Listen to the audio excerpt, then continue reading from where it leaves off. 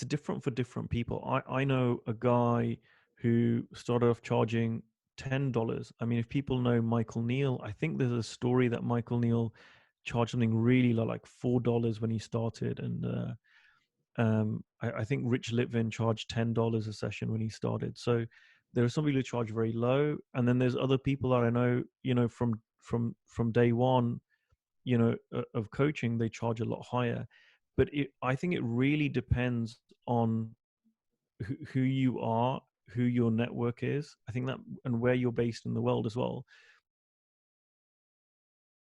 My coach helped me with when I hired him, which was a couple of years into my coaching journey, was he was like, have your fee like there, right? Like, just be really clear on what your fee is, so that when anyone asks me, what do you charge? You're not going, well, it depends.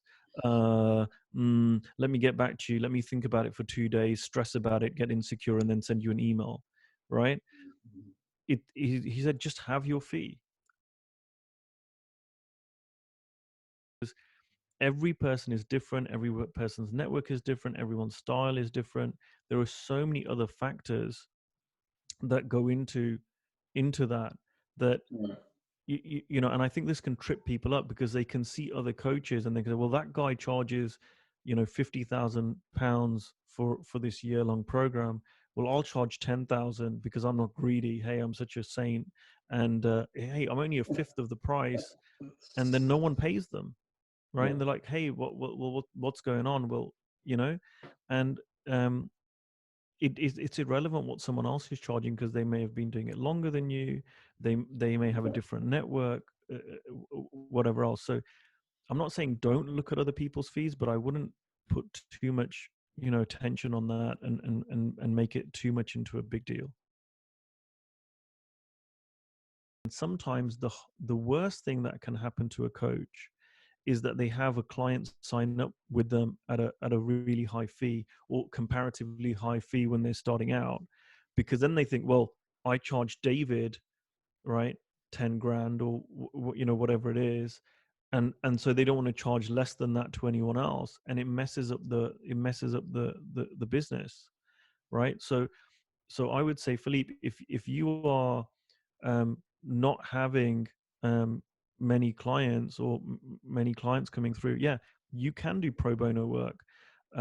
That's one option. Or you can just lower your fee to a place where it's really easy for people to hire you. They're not having to really make it a big decision. And because here's the thing, the reason for doing that, like I always say, for a new coach, you're better off having 10 clients pay you the same amount as one client pays you, right? So you're better off having 10 clients pay you, £100 each, than have one client pay you 1,000, right? If especially at the beginning, or if your practice isn't full, because you'll get 10 times as, yes, you're doing more work, but you get 10 times as much experience. There are a few things that I do to do this. So when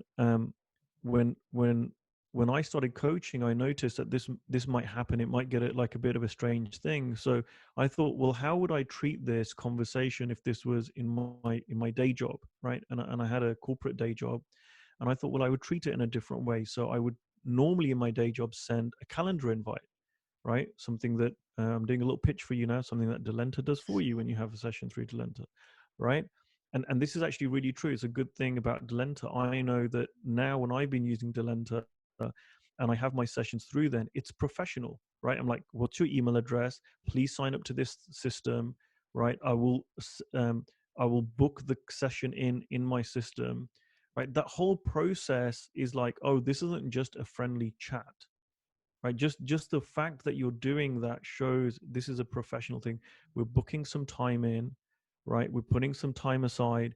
We're having a conversation in that way. If you meet clients, not so much in COVID times now, but if you meet clients in person, go and do it in a nice, quiet, a professional venue. If you're doing it on the phone, book in some time to do that, right? So people understand this is not the same as a social chat.